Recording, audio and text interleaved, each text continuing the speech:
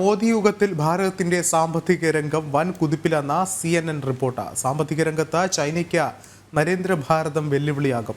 2030 ഭാരതം $10 trillion സമ്പദ് വ്യവസ്ഥയിലാകുമെന്നാണ് സാമ്പത്തിക വിദഗ്ധരുടെ പ്രവചനം. മോദി സർക്കാരിന്റെ ദീർഘവീക്ഷണത്തോടെയുള്ള വികസനമാണ് ഇതിന് ആധാരം. അതേസമയം ഭാരതത്തിന്റെ സ്റ്റോക്ക് എക്സ്ചേഞ്ചുകളിൽ ലിസ്റ്റ് ചെയ്ത കമ്പനികളുടെ മൂല്യം കഴിഞ്ഞ വർഷം അവസാനം $4 ട്രില്യൺ ഭേദിച്ചിരുന്നു. കൂടുതൽ വിവരങ്ങളുമായി ന്യൂസ് ഡെസ്കിൽ നിന്നും ഐസൺ ജോസ് ചേർന്നുണ്ട്. ഐസൺ, വളരെയധികം നിർണായകമായൊരു കാര്യമാണ് ഇപ്പോൾ പുറത്തു വരുന്നത്. ഭാരതത്തെ സംബന്ധിച്ചിടത്തോളം ഒന്നുകൂടി അഭിമാനത്തോടെ പറയാവുന്ന ചില റിപ്പോർട്ടുകൾ പുറത്തു വരികയാണ്. എങ്ങനെ നോക്കിക്കാണും? തീർച്ചയായും വിഷ്ണു, നമുക്കിപ്പോൾ ലഭ്യമായ വിവരങ്ങളിൽ രണ്ടാമത് വിഷ്ണു സൂചിപ്പിച്ച വിവരത്തിൽ നിന്നാണ് ഇതിൻ്റെ അടിസ്ഥാന ഘടകം ഇരിക്കുന്നതെന്നാണ് മനസ്സിലാക്കാൻ സാധിക്കുന്നത്. അതായത് സ്റ്റോക്ക് മാർക്കറ്റിലെ കുതിപ്പ് 4 ട്രില്യണിലേക്കെല്ലാം കടക്കുന്നു. അത്തരത്തിലുള്ള സ്റ്റോക്ക് മാർക്കറ്റിലെ ഓഹരി വിപണിയിലെ വൻ കുതിപ്പാണ് ഏറ്റവും പ്രധാനപ്പെട്ട ഘടകമായി കണക്കാക്കേണ്ടത്. അത് ഒരു നിക്ഷേപം, അതായത് മൂലധന നിക്ഷേപത്തിലേക്ക് വരുന്ന ഒരു വർധനവാണ് ഈ ക്യാപിറ്റൽ മാർക്കറ്റിൽ അല്ലെങ്കിൽ ഈ സ്റ്റോക്ക് മാർക്കറ്റിൽ വളരെ കൃത്യമായി നമുക്ക് കാണാൻ സാധിക്കുക.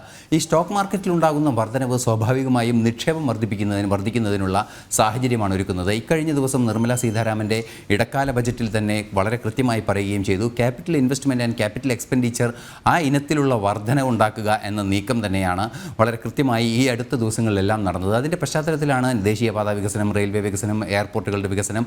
എയർപോർട്ടുകളെല്ലാം തന്നെ 2014 നിന്നും 2024 എയർപോർട്ടുകളുടെ എണ്ണം ഇരട്ടിയായ ഒരു സാഹചര്യമായിരുന്നു ഭാരതത്തിലുണ്ടായത്. അതായത് പശ്ചാത്തല സൗകര്യത്തിൻ്റെ വികസനം ഉണ്ടാകുമ്പോൾ സ്വാഭാവികമായും വ്യവസായങ്ങളും അതുപോലെ തന്നെ അനുബന്ധ സംവിധാനങ്ങളും ട്രേഡും എല്ലാം തന്നെ ശക്തിപ്പെടാനുള്ളൊരു സാധ്യത വർദ്ധിക്കുന്നു. അതുകൊണ്ട് തന്നെ ഈ ക്യാപിറ്റൽ ഇൻവെസ്റ്റ്മെൻറ്റ് ശക്തമായി ഉണ്ടാകുന്നു എന്നതിൻ്റെ ഒരു ഡാറ്റയുടെ ഒരു അനാലിസിസ് പരിശോധിക്കുമ്പോഴാണ് 2030 $10 ട്രില്യൺ ഇന്ത്യൻ സമ്പദ് വ്യവസ്ഥ നീങ്ങുമെന്ന ഒരു നിരീക്ഷണത്തിലേക്ക് എത്താൻ സാധിക്കുന്നത്. അത് 10 ട്രില്യണിലേക്ക് എത്തുമ്പോൾ സ്വാഭാവികമായും 2ാം സ്ഥാനത്ത് അല്ലെങ്കിൽ 3ാം സ്ഥാനത്ത് തന്നെ ഭാരതം എത്താനുള്ളൊരു സാഹചര്യത്തിലേക്ക് കാര്യങ്ങൾ നീങ്ങും. ലോക സമ്പദ് വ്യവസ്ഥയിൽ സ്വാഭാവികമായും അത് പശ്ചിമേഷ്യയിലെ അല്ലെങ്കിൽ ദക്ഷിണേഷ്യയിലെ കൃത്യമായ ഒരു സാമ്പത്തിക ശക്തിയായി ഭാരതം മാറാനുള്ള സാധ്യതയുമാണ് അതിൽ നിന്നും ചൂണ്ടിക്കാണിക്കപ്പെടുന്നത്. സ്വാഭാവികമായും നമുക്കറിയാവുന്നതാണ്, ഇത്തരത്തിലുള്ള GDP ഗ്രോത്തിലും അതുപോലെ തന്നെ മൊത്ത സാമ്പത്തിക വാണിജ്യ രംഗങ്ങളിലും ശക്തമായൊരു മുന്നേറ്റം ഭാരതം കാഴ്ചവെക്കുന്ന ഒരു സാഹചര്യം ഉണ്ടായാൽ സ്വാഭാവികമായും ഈ പ്രദേശങ്ങളിലെ നിക്ഷേപങ്ങളെല്ലാം വർദ്ധിക്കുകയും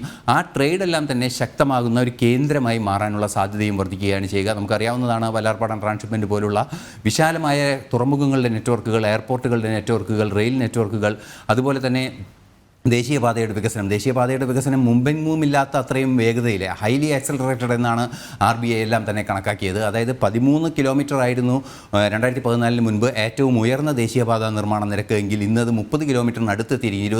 29.8 അങ്ങനെയുള്ള ഒരു കണക്കിലെത്തിയിരിക്കുന്നു. 29 മുകളിൽ എത്തിയിരിക്കുന്നു എന്നൊരു യാഥാർത്ഥ്യമുണ്ട്. അത്തരത്തിൽ ദേശീയപാത വികസനം, ഒരു ദിവസം ദേശീയപാത നിർമ്മിക്കുന്നത് 30 കിലോമീറ്ററോളമാണ് ഭാരതത്തിൽ. അതിൻ്റെ അടിസ്ഥാനം തന്നെ പരിശോധിച്ചാൽ ആ നിക്ഷേപം, ധാരാളമായൊരു നിക്ഷേപം വരുന്നു. സ്വാഭാവികമായി ആ നിക്ഷേപത്തിൽ നിന്നുള്ള ഔട്ട്കം ഉണ്ടാകുന്നു. ഇത്തരത്തിലുള്ള മാറ്റങ്ങൾ ക്യാപിറ്റൽ ഇൻവെസ്റ്റ്മെൻറ്റിലും അതുപോലെ തന്നെ പശ്ചാത്തല സൗകര്യ വികസനത്തിലും ശക്തമായൊരു മുന്നേറ്റം ഉണ്ടാകുന്നു. അതിൻ്റെ യാഥാർത്ഥ്യവൽക്കരണം അല്ലെങ്കിൽ അതിൻ്റെ റിസൾട്ടുകളെല്ലാം തന്നെ, പ്രതിഫലനങ്ങളെല്ലാം തന്നെ സാമ്പത്തിക രംഗത്ത് കാണുകയും ചെയ്യുന്നു. ഈ സാമ്പത്തിക രംഗത്തുണ്ടാകുന്ന ഈ ഒരു ആക്സലറേറ്റഡ് മൂവ്മെൻറ്റ്, ഈ ഒരു താളത്തോടെയുള്ളൊരു മൂവ്മെൻറ്റ് കൃത്യമായി ഉണ്ടാവുകയാണെങ്കിൽ തീർച്ചയായും $10 ട്രില്യൺ ഇന്ത്യൻ സമ്പദ് വ്യവസ്ഥ എത്തും 2030 എന്ന് തന്നെ കണക്കാക്കാൻ സാധിക്കുന്നു. വേൾഡ് ബാങ്ക് ഉൾപ്പെടെയുള്ള പല സംവിധാനങ്ങളുടെയും കണക്കുകളിൽ 4 ട്രില്യൺ കടന്നു എന്ന വിവരങ്ങളെല്ലാം തന്നെ വരുന്നുണ്ടെങ്കിൽ കൂടി കുറേ കൂടി ആധികാരികമായ വിവരങ്ങളിലേക്ക് കാര്യങ്ങൾ ലഭ്യമാക്കുന്ന സാഹചര്യമുണ്ടായാൽ 2030 വലിയൊരു ശക്തിയായി മാറും. തീർച്ചയായും നമുക്കറിയാവുന്നതാണ്, ചൈന ഉൾപ്പെടെയുള്ള രാജ്യങ്ങൾക്ക് മാസ് പ്രൊഡക്ഷൻ്റെ ഭാഗമായി, അതായത് വൻതോതിൽ ഉൽപ്പാദനം നടത്തുക, അതുവഴി സാധ്യതകൾ വർദ്ധിപ്പിക്കുക എന്ന ഒരു ആശയം തന്നെയാണ് ചൈനീസ് കമ്മ്യൂണിസ്റ്റ് പാർട്ടിയും അതുപോലെ തന്നെ ചൈനയുടെ ഒരു സമ്പദ് വ്യവസ്ഥയുടെ അടിസ്ഥാന ഘടകവും അതുതന്നെയാണ്. അതുപോലെ തന്നെ മാസ് പ്രൊഡക്ഷനിലേക്ക് നമ്മൾ നീങ്ങുന്നു. ഉൽപ്പാദനം അതിശക്തമായി വളരുന്നൊരു സാഹചര്യം ഉണ്ടാകുമ്പോൾ ചൈനീസ് സമ്പദ് വ്യവസ്ഥയെ കടന്നു കയറുകയും ആ ചൈനീസ് സമ്പദ് വ്യവസ്ഥയ്ക്ക് മുകളിലെത്തുകയും ഭാരതം ചെയ്യുമെന്നതൊരു യാഥാർത്ഥ്യം തന്നെയാണ്. അങ്ങനെയെങ്കിൽ സ്വാഭാവികമായും നമുക്കറിയാവുന്നതാണ്, ചൈനയുടെ സൈനിക ശേഷിയെയും അതുപോലെ തന്നെ മറ്റു ശേഷികളെല്ലാം തന്നെ അത് ആഗോളതലത്തിൽ സാന്നിധ്യത്തെയെല്ലാം തന്നെ അത് പ്രതികൂലമായി ബാധിക്കാനുള്ള സാധ്യതയും